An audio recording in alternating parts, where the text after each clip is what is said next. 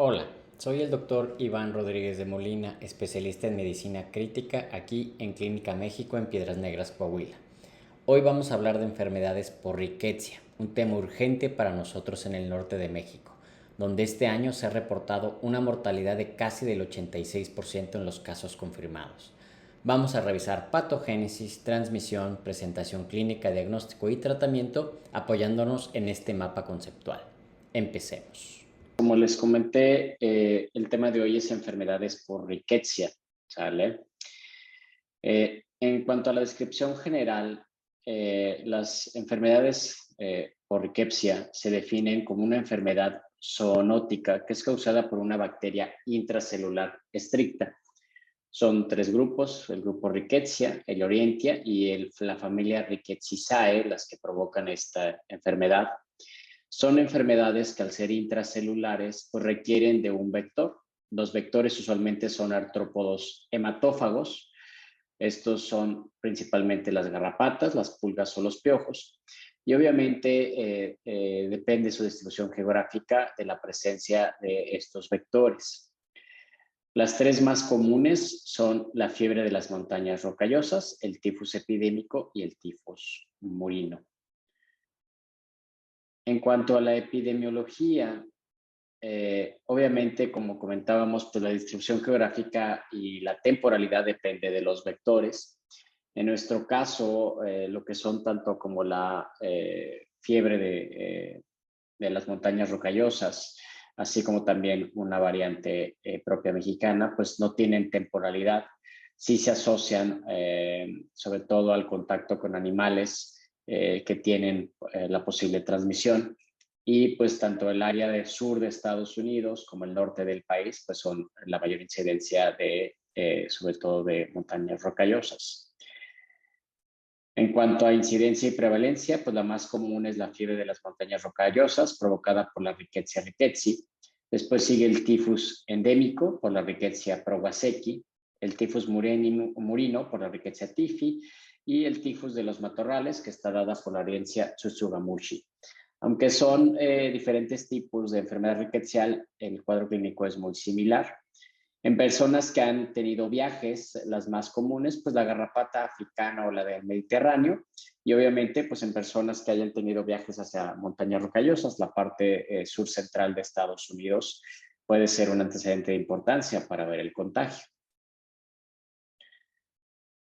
Ahora, la prevención es muy importante derivado a que no existe ninguna vacuna, ningún tratamiento específico. La prevención va dictaminada hacia el vector. Esto es buscar la exterminación y erradicación de la garrapata, del piojo, ¿sale?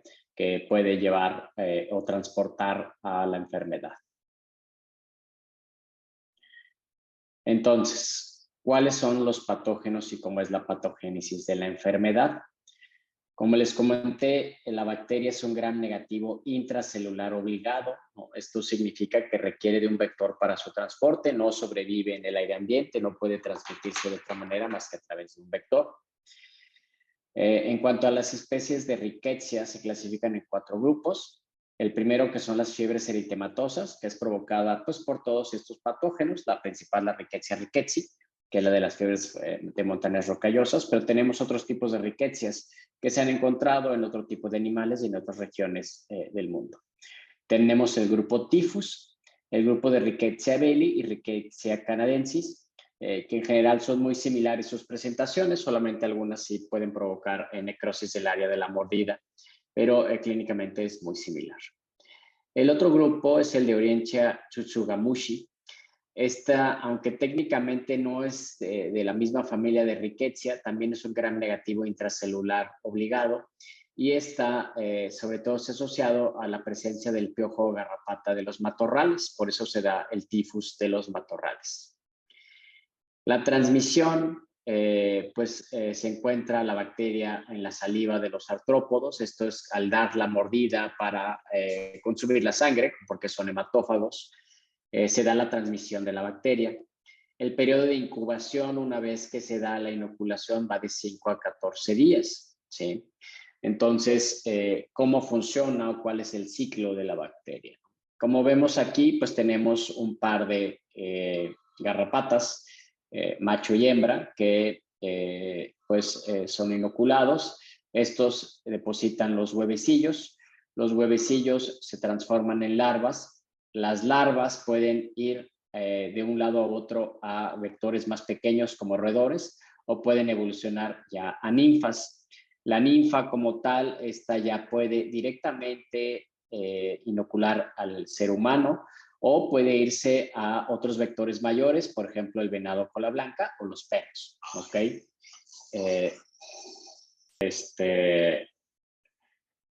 Asimismo, esta ninfa puede madurar sin pasar por otro vector directamente ya a garrapata madura y reiniciar el ciclo.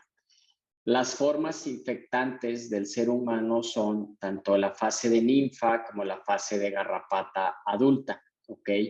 Y estas dos pues pueden tener una interacción de un lado a otro con sus vectores, ¿ok? Entonces podemos encontrar tanto en vectores como en humanos la fase de ninfa, la fase madura y la fase de garrapata, pero todas tienen capacidad infectante. La fase de larva no tiene capacidad infectante en humanos, pero sí puede utilizar los vectores para continuar su ciclo de vida.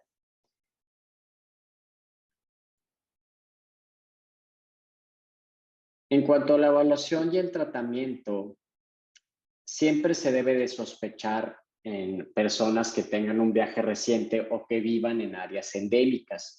Nosotros estamos en un área endémica de Rickettsia, ¿ok? El cuadro clínico es un cuadro muy general, por lo cual el antecedente del contacto debe ser muy importante. Se caracteriza por fiebre, cefalea, eritema, que puede evolucionar a petequias, y puede haber escaras en el sitio de la mordedura, linfadenopatía localizada. El problema es que al ser un cuadro tan inexacto, pues a veces se confunde con cuadros virales de menor importancia. Pues se da un tratamiento estándar, ¿no? Si tomamos laboratorios y lleva más evolución el paciente, pues podremos encontrar trombocitopenia, PFH elevadas y leucopenia, pero ya cuando tenemos las alteraciones del laboratorio significa que ya la enfermedad pues tiene ya más de 1 o 2 semanas de evolución, ¿ok? El diagnóstico es difícil. Se maneja la serología, pero tenemos un alto riesgo de reactividad cruzada, IgGs más de 4 veces elevadas del límite normal o las IgMs con elevación única, pero no son diagnósticas. La biopsia de piel nos puede ayudar, pero también es encontrar a la bacteria en la biopsia o la determinación de PCR, que también se puede solicitar, pero no da un resultado inmediato.